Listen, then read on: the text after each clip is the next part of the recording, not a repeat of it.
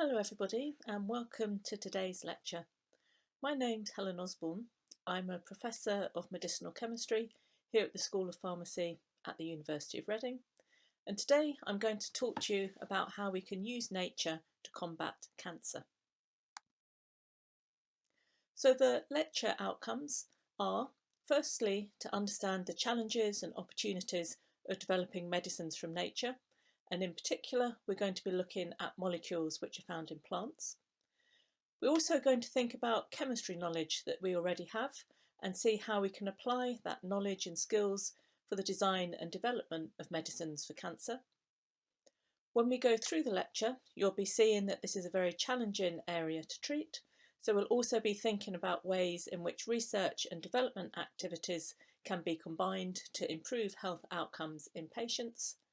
And finally, because in the M-Pharm programme we integrate our knowledge, we're going to be showing how this knowledge of drug discovery can also be used when we communicate with patients about how their medicines are working. So first of all, let's have some background about cancer. So cancer is a major cause of death within the world's population.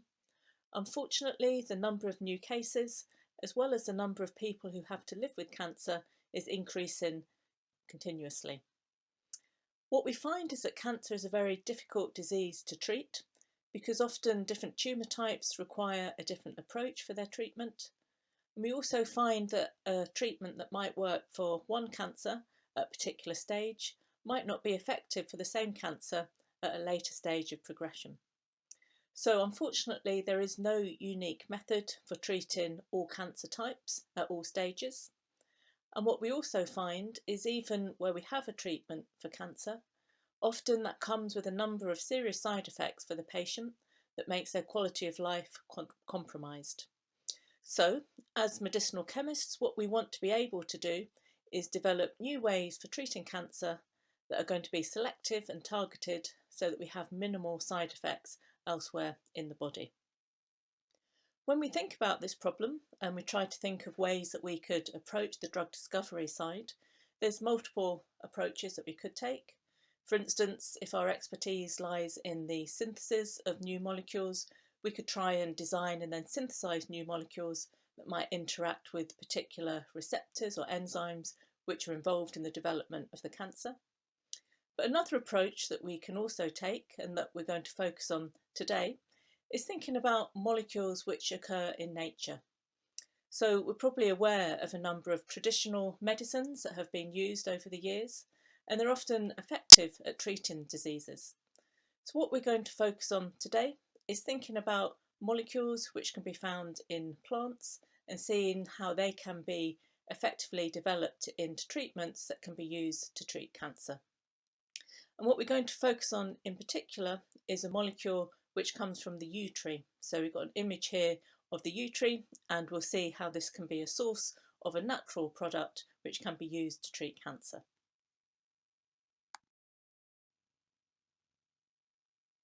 So at this stage, I'd just like you to pause for a few moments and think about these two questions. We will be using these questions throughout the lecture to exemplify some of the drug discovery principles based on natural products, but it'd be helpful for you to just think about these points before we cover it in the lecture. So the first question is, what do you consider to be the main challenges of developing drugs based on natural products? And the second question is, what opportunities does this approach of developing drugs based on natural products offer? So just have a little think about that before we go through the points in the lecture. In terms of opportunities, the first thing to note is that many natural products which are found in plants do actually have anti-cancer activities. So that means that nature has given us a resource that we can then develop further to give medicines for treating cancer. When we think about these molecules, there's a further advantage compared to molecules that we might go and make in the lab, and that's that nature, when nature makes these compounds, often they have a different range of functional groups in them. Often the structure of the molecule is very different to ones that we might design in the lab. So therefore, we've got a completely new array of compounds that we can analyse for anti-cancer activities. Importantly, if these are novel structures, we might find that they interact with receptors and enzymes that are involved in the cancer progression in different ways to compounds that we might have made. That might mean that we identify additional mechanisms of action for treating cancer, and again, that gives us new research and development opportunities. So, if we think about a specific example in this lecture, a good one to think about to exemplify many principles is Taxol. So Taxol, as I said before, is a natural product which is derived from the yew tree, and it is an example of a real molecule which has been identified in nature and which is now used to treat cancer. So we've got the structure here of Taxol, and hopefully just by having a quick look at this structure, you'll be able to appreciate its complexity.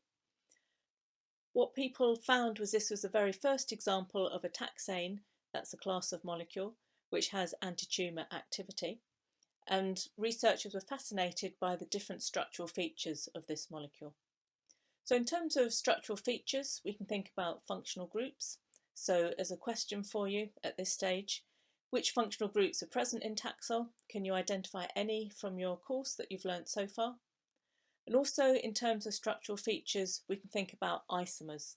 So another question for you, do you understand the term isomer? Can you find out what an isomer is? And would that be important when we think about drug discovery? Does it matter if it can exist as different isomers? If you don't know the answers to these questions, that's fine. We're going to go through it in the lecture, but maybe, as I say, just have a little pause at this point and try and apply the chemical knowledge that you already have to answer those questions.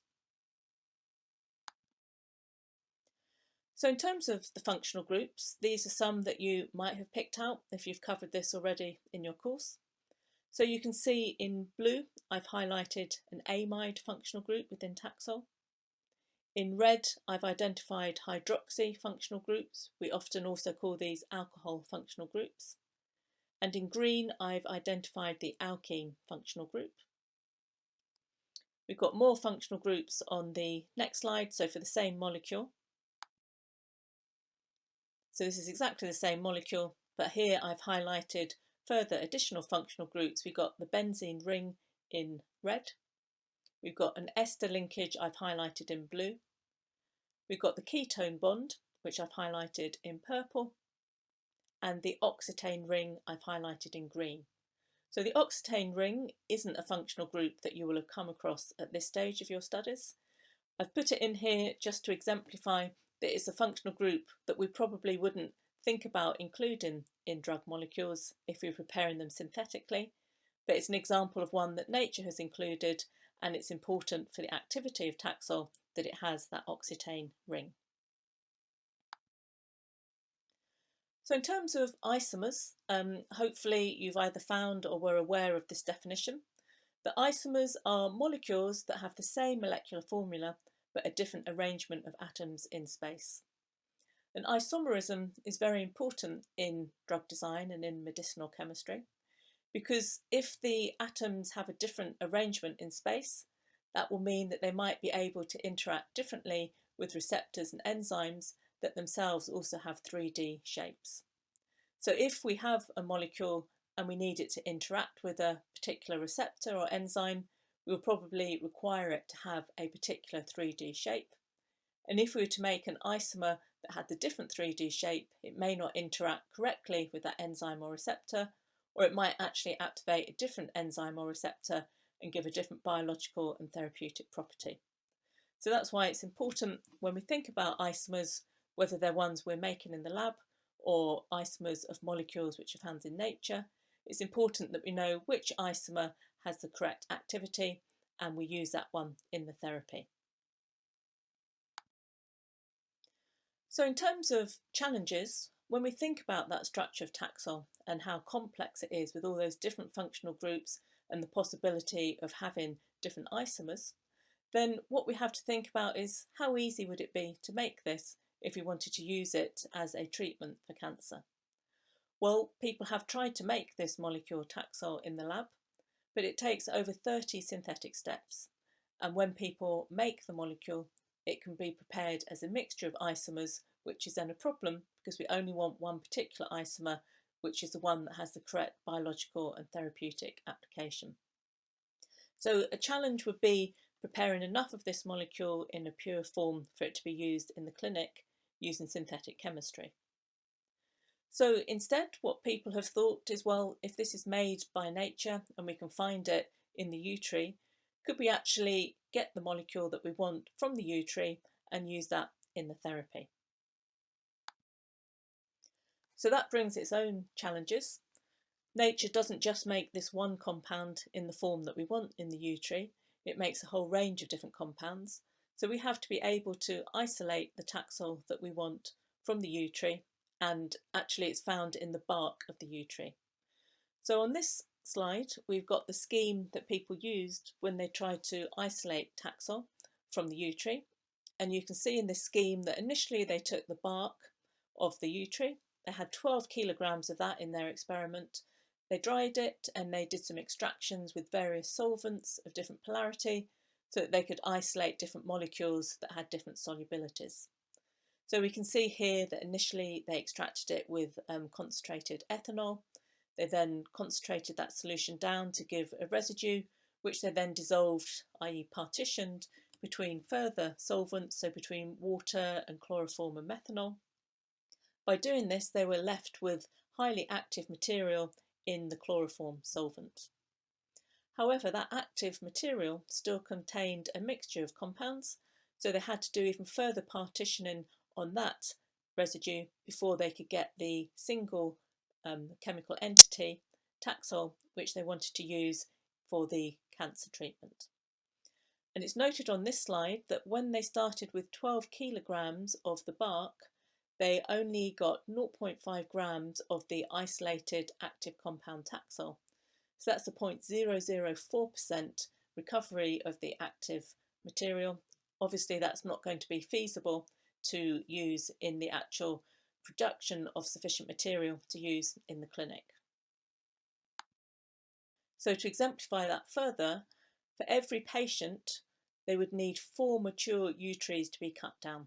And that just isn't feasible from an environmental point of view. Also, if we think about that further, if we were to cut down the tree so that we could get the bark, you've then destroyed that source of the Taxol. There's no tree left to generate that going further.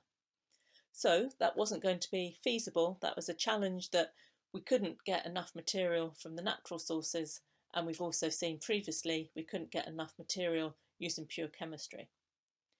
However, because of the high activity of the Taxol and the interesting mechanism of action, researchers were determined to crack this problem and be able to produce enough Taxol for use in the clinic. And what they did is they looked at a procedure called semi-synthesis. So in semi-synthesis, semi is like half, so it's a half synthetic procedure. And what people do in this as a general strategy is they isolate a molecule from natural sources that has similar structure to the material that we want to use in the clinic. And then they use chemistry to convert that intermediate molecule through to the final molecule that we want to use. This has the advantage in particular that if the intermediate that we want to use is available in high levels, then that means that using our chemistry we can take a large quantity of the intermediate and convert it through to a large quantity of the final product. So for this molecule, Taxol, that's the end product that we want to have, that we're not able to get in sufficient supplies from that bark of the yew tree. So for Taxol, what the researchers did is they looked at the needles from the yew tree, because they hypothesised that if the tree was making Taxol, perhaps it was also making other structurally related compounds. And they found that in the needles they could get an intermediate molecule, which is called 10-deacetyl-baccatin-3, and they could use chemistry to convert that intermediate molecule into the final product Taxol, which they would then be able to use in the clinic. So that's exemplified further here, so we can consider this to be an opportunity, that if we can identify and isolate a structurally related intermediate molecule, which has all the structural features that we might want and that we can modify further to give Taxol, then this can give us an excellent opportunity for producing the Taxol in large quantities, because that intermediate is itself available in large quantities. So in the case of Taxol, this 10-deacetyl baccatin 3 could be converted into Taxol in 4 chemical steps to then give sufficient quantities of Taxol for it to be used in the clinic. So just to recap on some of the points that we introduced at the beginning of the lecture, one of the questions I asked you to think about at the beginning of the lecture was, what do you consider to be the main challenges of developing drugs based on natural products? So from what we've seen in this lecture, hopefully a challenge that you could identify is that the structures that are found in nature are very complex, and so they might be hard to synthesize using chemical reactions in the lab. Another challenge might be that there's insufficient material available through the natural sources compared to the amount that we need to actually treat patients. There's a couple of other points that we haven't covered, but I've introduced them here so that if you're interested in this topic, you can do some more reading on this in your own time. So another challenge could be that the molecule that we find from nature is still toxic to other cells. So it might have excellent toxicity to the cancer, but it might also have very potent toxicity against healthy cells, which would then lead to side effects of the chemotherapy. So that's still a challenge that might need to be overcome. And if this is something that you're interested in, one concept you might want to look at is the use of prodrugs to overcome toxicity. So that's PRODRUG, prodrug. You might want to look up that concept. Another challenge, if we think about the structure of Taxol, it doesn't really look like a drug molecule that we might be able to use in the clinic. Maybe the solubility of the natural product isn't going to be quite right for administration purposes. Maybe the bioavailability is not going to be great either. So if you're interested in this topic, I've given you a couple of challenges in the lecture. We've identified those, and then there's a couple of further challenges that you could try and think of solutions for going forward. In terms of opportunities, that was the second question which I posed to you at the beginning of the lecture. So the question was, what opportunities does this approach of developing drugs based on natural products offer? And I hope that by listening to this lecture, you've seen that there are a number of opportunities. So first of all, the natural products might well have structures that are very different to conventional molecules that we might typically design and prepare in the lab. Because they've got very different structures, it might also mean that they've got very original mechanisms of action against the cancer cells. So they would be two definite opportunities that we've covered in the lecture. What we've also seen is even if we can't get the actual molecule in sufficient quantities from nature, we might well be able to use semi-synthesis where we can isolate an intermediate and then use our chemistry to convert that to the active compound that we want. So that's another opportunity. And something that you could think about further, again, if this is an area that interests you, you might also want to think, what else could we do with that intermediate and chemistry to help the drug discovery process for cancer? So there's a hint here at the bottom, maybe using chemistry, we could also use that intermediate to make libraries of compounds. We might then be able to think about different drug-like structures, or think about ways in which we could improve the direction of those molecules specifically to the cancer cells and not to other cells, so we minimise the side effects. So that brings us to the end of the lecture. So I just wanted to go back through the aims that we had at the beginning, just to show how we've covered those throughout the lecture. So one of the first aims was to demonstrate how chemistry is applied in the design and development of medicines for cancer. Hopefully we've been able to exemplify that by thinking about Taxol, and in particular semi-synthesis strategies. The second point was to understand the challenges and opportunities of developing medicines from natural products. So we went over that in the last couple of slides. Hopefully you've got ideas of challenges and also some new challenges that you could think about from those slides. And the same goes for opportunities. The third point was to identify ways to contribute to research and development activities to improve health outcomes. So I hope that when we've gone through the lecture today, you've seen that there is a lot of research and development that's going on to try and discover new methods for treating cancer. And if we can come up with new selective ways for treating cancer, that is definitely going to be of benefit for improving health outcomes. And the last point was for us to develop knowledge to allow you to communicate with patients about their prescribed treatment. So in the MPharm curriculum, we don't learn information in isolation. So we don't learn chemistry separate from pharmacology or separate from clinical practice. We encourage you to integrate all of the knowledge together. So hopefully, if you to ever meet somebody who was being prescribed Taxol, you'd now have some information that you could share with them about where it's come from, the strategies that were used to develop the Taxol, and why it brings us hope in terms of developing new methods for treating cancer based on natural products. So that brings me to the end of this lecture. I hope you found it interesting and it's given you some ideas for future areas that you could consider. And yeah, all the best for the next stages of your careers. Thank you.